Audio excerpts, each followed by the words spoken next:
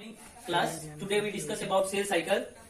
Cell cycle किसे कहते हैं इसे सबसे पहले जान लेते हैं। The cell cycle is an order series of event, यानी कि एक ऐसा इवेंट है जो कि अलग अलग फेजेस में कंप्लीट होता है, जिसमें जो है जीनोम का डुप्लीकेशन एवं एक डिप्लॉइड सेल से जो है दो डॉटर डिप्लॉइड सेल का जो है फॉर्मेशन होता है। तो यहाँ पे सेल साइकिल जो है दो फेज में कंप्लीट होता है, एक होता है इंटरफेज और दूसरा होता है एम फेज।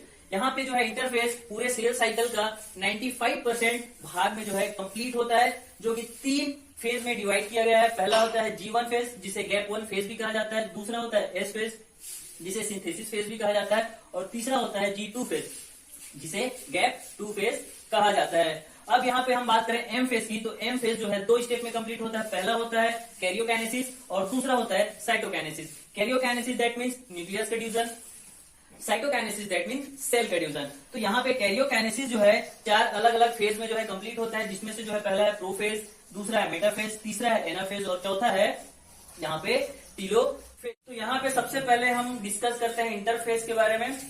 क्योंकि इंटरफेज को जो है यहाँ पे रेस्टिंग फेज कहा जाता है, लेकिन ये मोस्ट एक्टिव फेज होता है, क्योंकि यहीं पे डीएनए का या सेल के डिवीजन के लिए जितने भी मटेरियल्स की आवश्यकता होती है वो इसी इंटरफेस में जो है बनते हैं। इसलिए जो है इसको प्रिपरेटरी फेज भी कहा जाता है।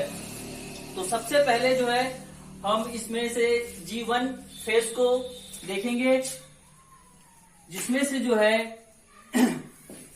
एस फेज को कंप्लीट या एस फेज में जिस चीज की आवश्यकता होती है वो G1 फेज में जो है बनता है। तो सबसे पहले जो है एस फेज में डीएनए का रेप्लिकेशन होता है। तो डीएनए के रेप्लिकेशन के लिए जो जो मटेरियल्स की आवश्यकता होती है वो उनका सिंथेसिस जो है G1 फेज में होता है। तो सबसे पहले यदि हम बात करें, यहाँ पे प्रोटीन का सिंथेसिस जो है इंक्रीज होता है। अब किस तरह के प्रोटीन? डीएनए रेप्लिकेशन के लिए अलग अलग एंजाइम्स की आवश्यकता होती है, तो उस तरह के प्रोटीन का सिंथेसिस जो है G1 फेज में होता है। दूसरा यदि हम बात करें तो यहाँ पे प्रोटीन के बनने के लिए जो है आरएनए की आवश्यकता होती है, इसलिए जो है इस फेज में आरएनए का सिंथेसिस होगा। डीएनए के रेप्लिकेशन के लिए जो है या उसको अनकॉइलिंग करने के लिए जो है एटीपी की आवश्यकता होती है, इसलिए जो है यहाँ पे एटीपी का सिंथेसिस जो है इंक्रीज होता है। चौथा यदि हम बात करें, यहाँ पे डीएनए रेप्लिकेशन के लिए एक डीएनए से दो डीएनए का फॉर्मेशन होता है, इसलिए यहाँ पे अलग अलग तरह के रॉ मटेरियल्स की आवश्यकता होती है, जैसे कि पेंटोज शुगर, नाइट्रोजन बेस एवं फास्फोरिक एसिड।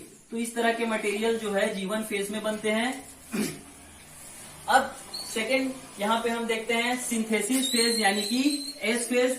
और एस फेज जो है यहाँ पे डीएनए का रेप्लिकेशन होता है।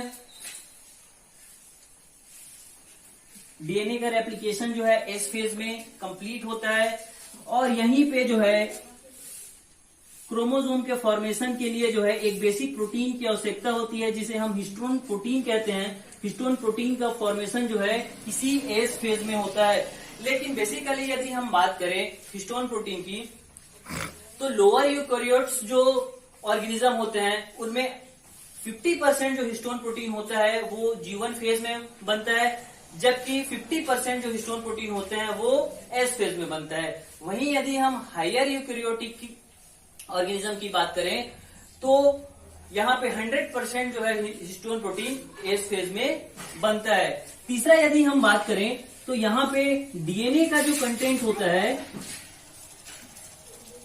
डीएनए का कंटेंट वो इंक्रीज होता है। जैसे कि हम इनिशियल स्टेज में देखें तो यहाँ पर इसका वैल्यू जो होता है 2C होता है, लेकिन आफ्टर एस फेज यहाँ पे इसका जो वैल्यू होता है वो 4C हो जाता है, क्योंकि यहाँ पे डीएनए जो है रेप्लिकेट करके अपने जीनोम के अमाउंट में जो है वो डबल कर लेता है। अब तीसरा देखते हैं हम G2 फेज, जिसे हम गैप 2 फेज कहते हैं। G2 फेज में जो है यहाँ पे ट्यूबुलिन प्रोटीन का फॉर्मेशन होता है, और ये ट्यूबुलिन प्रोटीन जो होते हैं वो सेल डिवीजन के समय जो है स्पिंडल फाइबर के फॉर्मेशन में जो है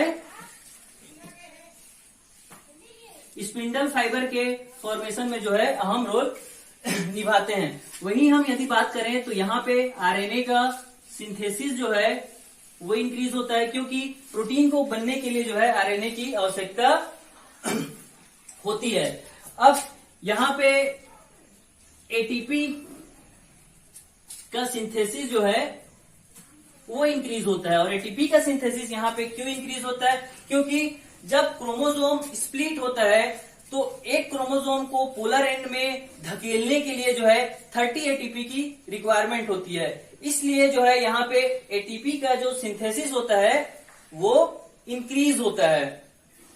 तो यहाँ पे टोटल जो है 60 एटीपी की आवश्यकता होती है दोनों पोलर एंड में क्रोमोसोम को धकेलने के लिए। तो यहाँ पे हमने जो है ब्रीफ फॉर्म में जो है सेल साइकिल को डिस्कस किया है। Thank you.